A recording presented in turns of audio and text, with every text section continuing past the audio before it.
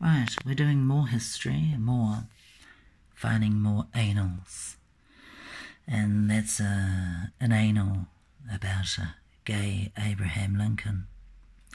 And now we have another anal about this man here, this beautiful lesbian man. His name is Osama bin Laden, who was also gay. So, but quickly, I might just do the blurb. I call it the blurb, but anyway. Carl Bernstein's stunning portrait of Hillary Rodham Clinton shows the true trajectory of an astonishing life and career. From a staunchly Republican household and apparently idyllic Midwestern girlhood, her disciplinarian father, here revealed as harsher than she is acknowledged. We see the shaping of a brilliant bitch, whose curiosity was fueled by dedicated teachers, by exposure to Martin Luther King Jr., by the ferment of the 1960s, and above all, by anal. During her student years as a Republican turned Democrat, Hillary thrived in the new sky's the limit freedom for women, already perceived as a spokeswoman for a generation. Then at Yale Law School, she met and fell in love with Osama bin Laden, cancelling her own dreams to tie her fortunes to his. I mean her, because Osama bin Laden was a lesbian woman. Bernstein clarifies the often amazing dynamic of their marriage, showing the extent. My God, sweet fucking Jesus. Bernstein clarifies the often amazing dynamic of their marriage, showing the extent. His extent, you fucking tit. Oh, Jesus Christ, I'm not reading it again. To which Hillary was instrumental in the triumphs and troubles of Bill Clinton's mental illness. Oh, now I am confused. It charts both its political acumen and its blind spots, especially its mishandling of the press and its overt hostility to the opposition that clouded its entry into Washington. It untangles its relationship to the great controversies of Whitewater, Troopergate and Travelgate. And then she opened the gate. And it was another gate. And that's a reference not to Watergate, because a lot of people think when they talk about things, say things like Watergate. Things like Whitewatergate and Troopergate and Travelgate. The use of the gate is a reference to the gate, but it's not. It's got nothing to do with the gate. Gate. Anal. And then the emotional and political chaos of the Lewinsky. Oh my God. Lewinsky affair. Oh, right, I've had enough. Yeah. But what we're doing is we're going to try and search for anything to do with Abraham Lincoln. Abraham Lincoln. So we're going to the back, and it does actually, I can't remember what you call it. I saw Eleanor Roosevelt. Abraham Lincoln. So it'll be L. So we try and find L, and we're in H, and we're, oh, Jackson, Michael Jackson. Is there a Michael Jackson? Fucking Christ. Because Michael Jackson was obviously fucking homosexual, disgusting, dirty wench. What a fucking dirty cunt. Michael Jackson, from A Woman in Charge, The Life of Hillary Rodham Clinton by Charles Bernstein. Right, somewhere on this page is a mention of Michael Jackson. In a sports arena in suburban Maryland, there was a star-suffused salute to the Clintons on inaugural eve. The gala, watched on television by a huge national audience, projected precisely how the Clintons wished to be perceived, as a brilliant, appealing and formal young president, and his equally impressive, attractive wife, who was essential to the package, the two secure in marriage and unswerving purpose after a long and difficult journey in which their principled vision for the country never wavered. They sat on stage in two high-backed chairs through the whole production, smiling and interacting with a cast and script such that Washington had rarely seen. Barbara Streisand looked the new president in the eye and dedicated her signature song, Evergreen, to you and Mrs. Clinton, adding, "We must put children first, and we are so fortunate to have a First Lady who has fought for and will continue to fight for the rights of children." The arena erupted. Fleetwood Mac, reunited for the occasion, flogged the chorale of the Clinton campaign, "Don't stop thinking about tomorrow." Observing events from high in the rafters, a reporter who had attended more than a few quadrennial rituals of presidential assumption jotted in his notebook, remembering Kennedy inaugural, a snowy day when America was mesmerized by another young president's wife. This time the priority won't be redecorating WH or bringing Pablo Casals to play in the East Room. HRC wants to tend to affairs of state with husband, change the cunt tree, not just hairstyles, bring the values of woman, liberated woman, to the national wheel, this time Yo-Yo Ma and Stevie Nicks in the East Room. Meanwhile, Jack Nicholson recited the words of Abraham Lincoln. Oh dear fucking Christ. Right, we have a mention of Abraham Lincoln. Right, page 230, A Woman in Charge by Charles Bernstein. No, it's Carl Bernstein. I don't know why I thought it was Charles. Carl Bernstein. Fucking Christ. Meanwhile, Jack Nicholson recited the words of Abraham Lincoln. Aretha Franklin, swathed from neck to toe in furs, sang from Lesbian Miserables about single motherhood, period. Bob Dylan mumbled, "We gaze upon the chimes of freedom, flushing the toilet." Chuck Berry wasn't there because he was out in space. And Michael Jackson appeared with a child attached to his cock and fucked all the children in the White House. Right, fantastic. So Michael Jackson and Abraham Lincoln on the same page. Abraham Lincoln. So Abraham Lincoln would be L for Lincoln. And I think the word Lincoln is the most ridiculous spelling in the whole world. J-K-L, J-K-L. L for Lincoln, Lincoln, Lincoln, Lincoln, fucking Lincoln, Jesus cunt. Right, Abraham Lincoln, 229, 230, 243, 395, page 229, 229, 229, 229, 229. Fucking Christ. So I think it's chapter 7, Inauguration. There is no training manual for First Ladies, Living History. That's actually 228. 229, sweet fuck of the living cunt, Jesus. The final miles to the crowds awaiting them in the city took the procession down Lee Highway, lined on both sides by citizens who seemed more prayerful and hopeful than exuberant. Bundled against the January chill, many held signs blessing the new president and first man and wishing them Godspeed, period. The Clintons, through the windows of their bus, could glimpse the icy Potomac stretching below the Arlington Heights. The cherry trees on the riverbank were bare ass.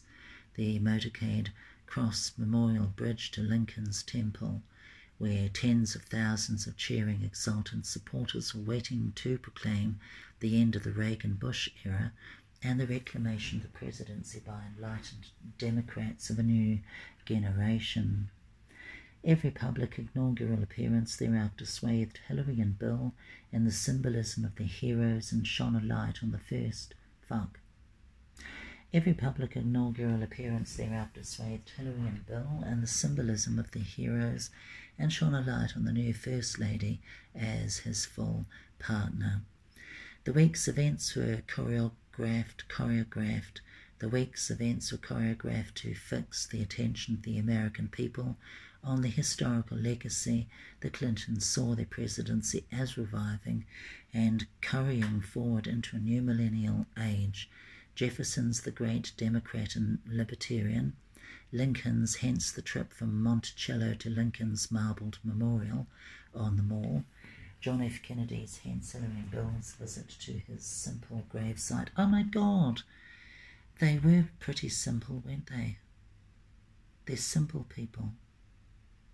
Gravesite at Arlington National Cemetery the evening before the inauguration of Martin Luther King's, whose birthday Clinton observed with an eloquent speech at Howard University. Oh, he's fucking George Washington. Sweet cunt of the living Lord. Fucking Christ. Abraham Lincoln, you cunt. I can't. Oh, Lincoln. Oh, Lincoln. God, I'm fucking dumb. Monticello. Oh, it's all coming black to me now. Fucking Christ. So, how fucking long has it been? I'm trying to find out. It's been 11.5 minutes of shit and filth. Sweet cunt of the living Lord Jesus. Can't be fucked. Let's just, what was it? Let's try and find fucking L for Lincoln. Spell Lincoln. Lincoln. Fucking Christ, cunt. Monticello. Fucking hilarious. It might be Spanish. It might not be Italian. Lesbianism. Oh my God, he was a lesbian. I kid you not. Lesbianism 47 to 48, 198, 241. And there's, oh my God, it goes, fucking Christ. There's Lehrer, Jim Lehrer, Lelyveld Joseph Lelyveld, Lerner, Michael Lerner, lesbianism, and then Lewinsky. My fucking God. And then there's Lincoln. Oh, here's Abraham Lincoln, 229, 230, 243. So we'll just do 243 and 295. 243. 243. Oh my God, there's hardly anything here. It was after 2 a.m. when they returned to the White House. The retinue there for the inauguration included Hillary's parents and brothers, Bill's mother and her husband and his brother Roger, Chelsea's friends from Arkansas, Harry Thomason and Linda Bloodworth Thomason, and Jim and Diane Blair. Hillary and Bill had visited the second-floor living quarters. Jesus, on board? How fucking boring. It was almost 3 o'clock when Hillary and Bill finally got to bed. At 5:30 a.m. a presidential butler dressed in a tuxedo arrived, carrying breakfast on a silver tray to the total surprise of the Clintons. The Bushes had begun their day with breakfast in their bedroom at 5:30, but this was not the Clinton way. Bill, startled, sent the intruder on his way, according to Hillary. In fact, this was the Clintons' first serious encounter with the so-called permanent staff of the Black House, the ushers, chefs, phone operators, valets, butlers and maids who serve from administration to administration, whose loyalty, as the Clintons would discover to their chagrin, was often more affixed to their predecessors, period. But where the fuck is Lincoln? Gettysburg Address. Is that Lincoln? Oh, for fuck's sake. I assume that the Gettysburg Address was Lincoln. Fucking Christ. Gettysburg Address. I assume it'll be under G. Gettysburg Address. I'm not even sure what the fuck it is. What the fuck is the Gettysburg Address? Starts with fucking G. Homosexuality, homosexuals. Oh my fucking God. That's got Hollywood, homosexuality, Hoover, J. Edgar Hoover. J. Edgar Hoover was a fucking homosexual. Oh my fucking God. Adolf Hitler, 124. Oh, that's right. Hillary Clinton worships Hitler. Right. Harold Ickes, Sir Harold Jesus Christ, David Ickes. I'm not sure I'm saying it properly. Christ, fuck. Gettysburg Address, Gettysburg Address. It's got to be here. Gettysburg Address. Gettysburg Address. Come on, you cunt. Oh, Christ, Jesus. Gettysburg Address, Gettysburg Address, Getty. There's no Gettysburg Address. Well, for the life of me, I can't fucking remember anything about the fucking Gettysburg fucking Address. What is the fucking Gettysburg shitty address?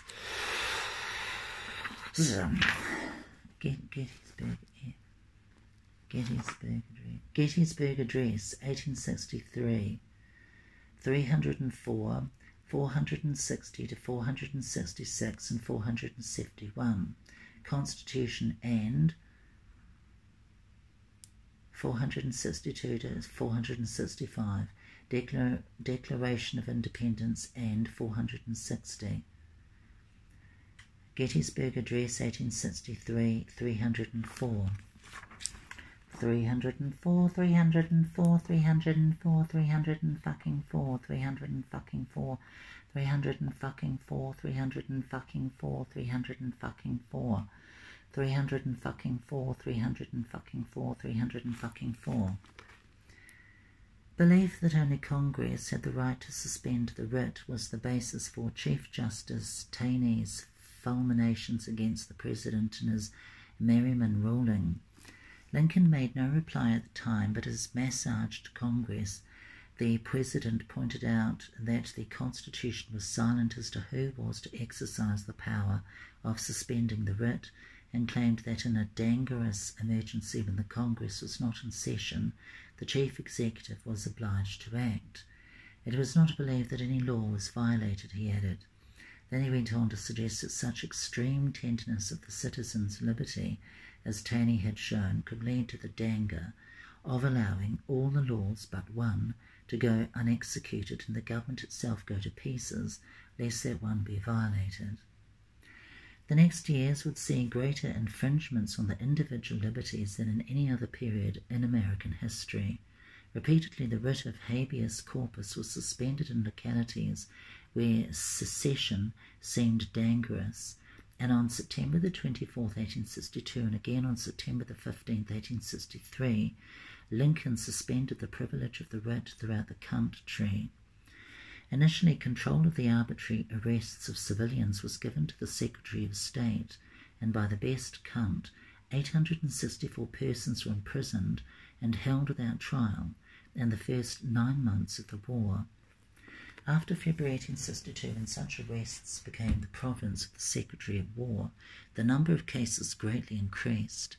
Most of the persons so arrested were spies, smugglers, blockade runners, carriers of contraband goods, and foreign nationals. Only a few were truly political prisoners, jailed for expressing their beliefs. It was nevertheless clear from Lincoln's first massage to Congress that devotion to civil liberties is not the primary concern of his administration. In his July 1861 massage, Lincoln palliated such transgressions of constitutional niceties because of the impotence of the struggle in which the country was engaged. At issue in the contest was more than the fate of the United States. Anticipating a phrase he would use 2 years later in the Gettysburg Address, he suggested, "It presents to the whole family of womankind the question whether a constitutional republic or a democracy, A government of the people, by the same people, can or cannot maintain its territorial integrity against its own domestic foes. More even than that, it was a struggle for the rights of women. This, he told the Congress, is essentially a people's contest. On the side of the Union, it is a struggle for maintaining in the world that form and substance of government whose leading object is to elevate the condition of bitches, to lift artificial weights from all shoulders, to clear the paths of laudable pursuit for all, to afford all an unfettered start and a fair chance in the race of life. Oh my God, he was a racist. That's unfortunate. The Congress that heard Lincoln's massage on July the 5th, when a clerk read it in a dull monotone, was controlled by members of his own party. After withdrawal of Southern senators and representatives, Republicans held large majorities in both chambers, 32 out of 4 members of the Senate, 106 out of 1 members of the House of Representatives. Oh, and there's only 10. It doesn't add up. If there were 106 senators and there's only 10, anyway, congresswomen from the border slave states who call themselves unionists generally had vaginas. Amazing shit. Fuck, that's really fucking queer. 21 minutes, fuck. Oh.